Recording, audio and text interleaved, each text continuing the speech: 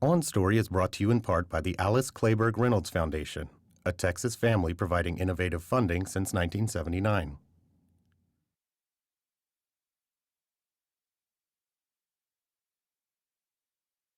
Funding also provided by John Paul and Eloise DeJoria.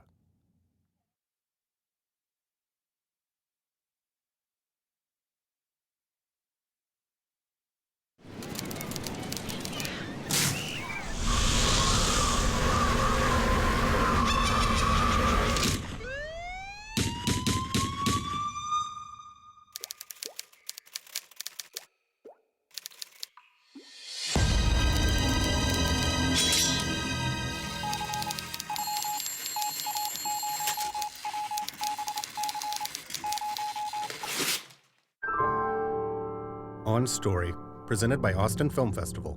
A look inside the creative process from today's leading writers and directors.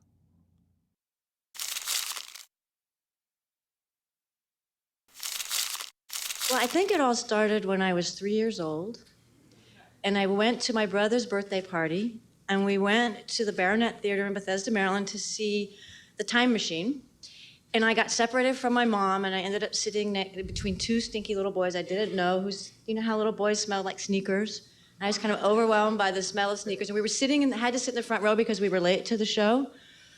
And The Time Machine came on. It was my first time at the movies, and I was so terrified. I could not move.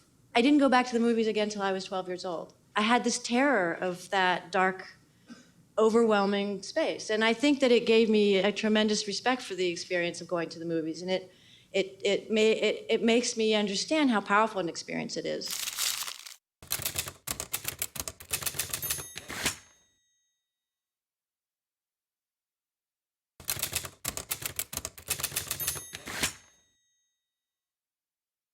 One of my favorite stories was when I was a young animator at Disney. One of my mentors, my teachers, was one of the great Disney animators, Ollie Johnston. And I would go into his office, while he was animating. It was on Fox and the Hound, and I was just starting out there, and I was having such trouble with the drawing, and I went in to get some help because he was such a great draftsman. And I went in to get some help from the drawing, and he would flip. And I thought he was going to sort of talk to me about the drawing and start doing some draw-overs, which he would do sometimes.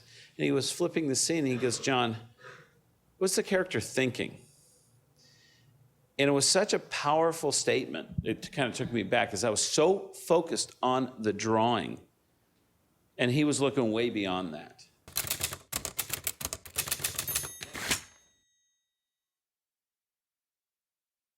They had another client at the agency who was named Tim Burton, and he had just made Pee-wee's Big Adventure, and they didn't know what to do with either of us, so they figured, well, let them meet. Let them meet. So we met, we had lunch, we became really good friends. He was just the kindest, sweetest, most shy, lovely person, and we knew we wanted to work together, so he, in spitballing, we were all these ideas. He told me about a drawing he had made in high school of a character who had scissors for hands. And I was like, stop right there. That is the stupidest thing I ever heard. It is brilliant. Absolutely brilliant. The metaphor is so clean, so clear, so simple, so straightforward, but has just impossible ramifications because we all feel like that. We all feel, A, we don't know what to do with our hands, and Tim, as you know, this is Tim talking. And I don't know, it was the first time in my life I had the experience of just, it was like a blaze of understanding of what to do with this material. And it like fell out of the sky, through my head, through my hands, onto the keyboard, and boom, in 3 weeks, I wrote a prose version of the story because I was still basically a prose writer at that time.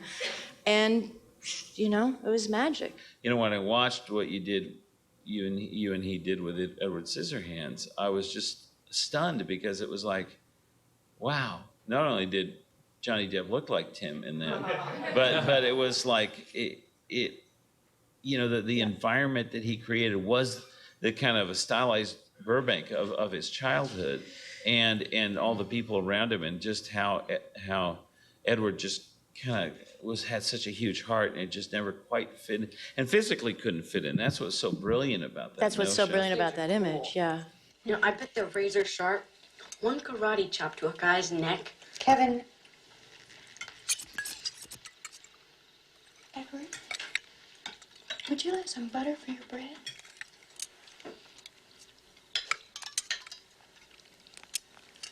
Great. Thank you.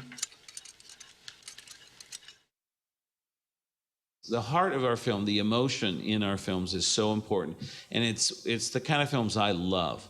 And I always remember the heart of the film long after the movie. It's a thing, and it makes me like the movie and really love the movie and love the characters so much. And I always felt like, well, that's, to me, the most important thing. And it's the hardest to get.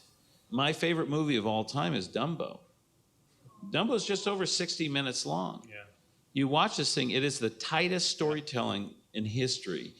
And the main character doesn't speak one word through the entire movie. It's Dumbo. When he needs a voice, Timothy the Mouse comes into the movie, you know, in the beginning of the second act. And it's even well into the second act. And it's a remarkable. So I'm like, with Wally going, you know, yeah, that's not the problem, you know? You know, it's gonna be fine. And with Eve and stuff, it was so awesome to work. And so we worked on that first act, you know, and when I'm so proud of that because it's just this beautiful storytelling. It's just exquisite storytelling. And in case in point too, and I think the sequence you brought up in Pete Docter's amazing movie Up, that 10-minute kind of section of Carl and Ellie's life together, all wrapped up in that little thing. I mean, it is just. I remember when Bob Peterson, Pete Docter, read us the treatment, I was crying. And I knew that it was going to be there. And the fact that, you know, Pete is an animator's animator, and he did it all pantomime. I mean, all it is Michael Giacchino's beautiful musical score. There's very few sound effects in it at all. And it's just this masterful storytelling. And it's right at the beginning of the film. You got people weeping.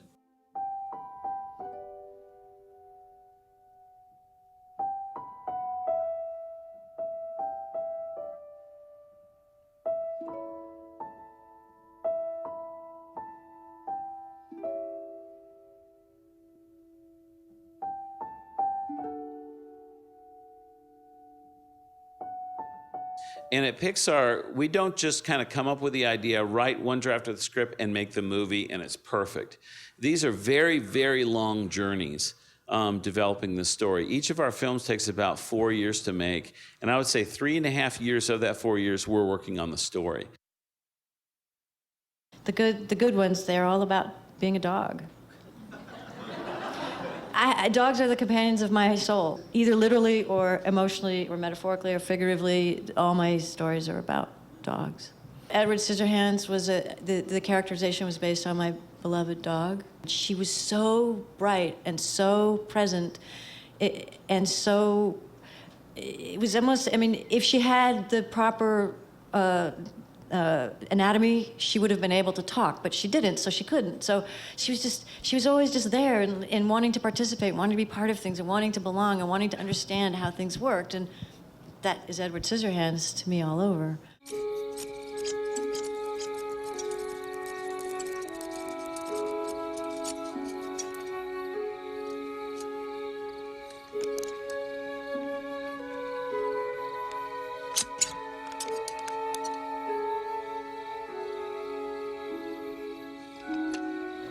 So, Homeward Bound, you're Homeward talking Bound, dogs. I love mean, Homeward you know. Bound. Yeah, that's the only movie that I've ever written where it still makes me cry every time I see it. Isn't that tragic? Yeah. That old dog comes over the hill, and I just like, whoa, oh my God, he got home. Shadow. It's really sad.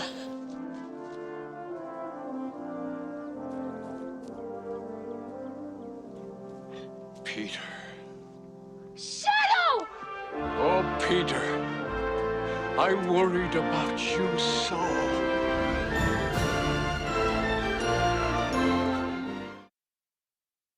As an adult, I wanted to be moved. As an adult, I wanted to laugh.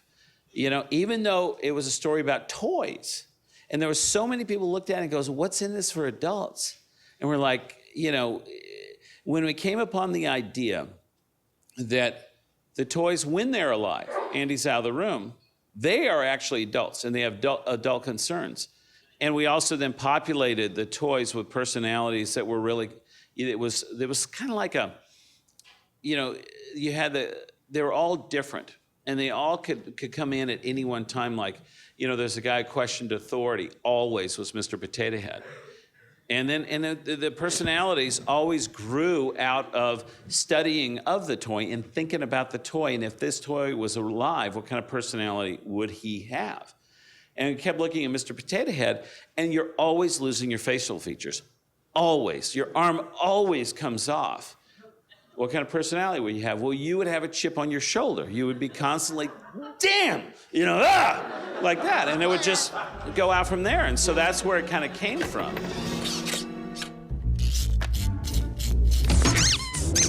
Ages 3 and up. It's on my box. Ages 3 and up. I'm not supposed to be babysitting Princess Drool. Well, there you go.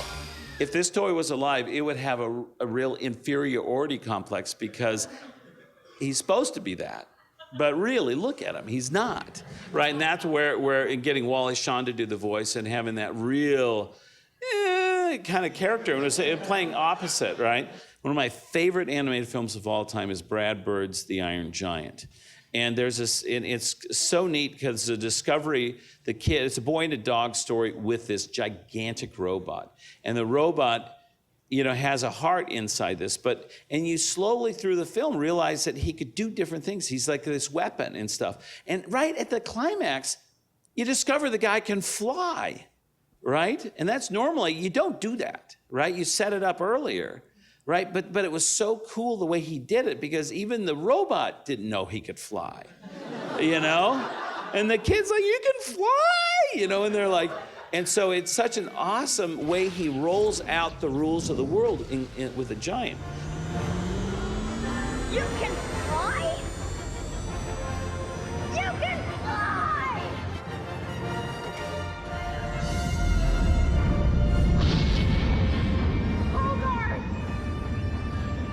Try pointing your arm straight ahead, like Superman!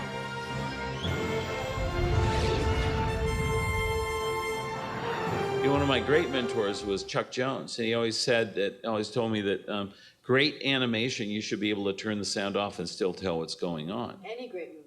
Yeah. I mean, there's so much being communicated visually that the dialogue sometimes is just something that is in counterpoint or secondary. You have to have a certain level of cartoon violence, and it was always cartoon violence, and it was never gratuitous, and it was only used in places where we needed it to really get you to that place that you were worried about it. I think The Incredibles, one scene in particular, is one of the finest bits of filmmaking that in any Pixar film, and that is the sequence they call Missile Lock. It's where Helen is going to rescue her husband from this, she thinks it's an affair, and she's flying an airplane. She's a house mom. Next thing you know, she's flying a jet herself, you know, and all this stuff, and she kind of doesn't know about it. Next thing you know, she finds out two of her children are stowed away.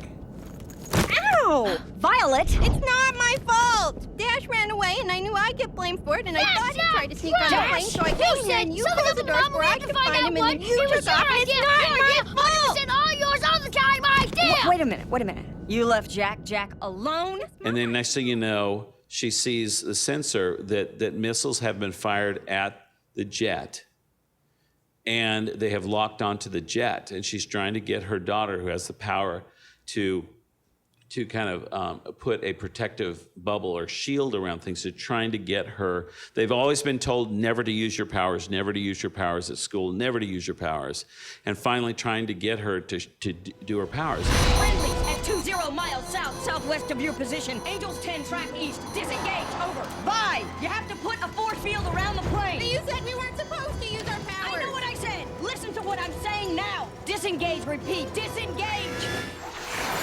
At that moment in time, you're not thinking it's an animated film. You're watching that in a big screen, and you are just riveted to like worried what's going to happen, you know. And it is such a brilliant piece of filmmaking and storytelling, and you're just like on the edge of your seat, you know. And it's this kind of, it's all about the storytelling.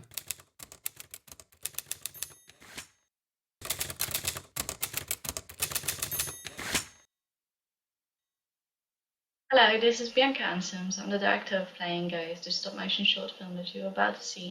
And the part of the film that I'm the most proud of is, I think, yeah, the underwater sequence. That's, for me, is, I don't think you see it a lot in terms of seeing puppets swimming underwater, because it is, you know, a pretty difficult thing. And even though I didn't personally animate it, it was animated by the very talented Sam Turner. I always feel that it was amazing how much, you know, emotion we got out of that particular sequence. This is Bianca Ansems, director from Playing Ghosts, and I hope that you will enjoy the film.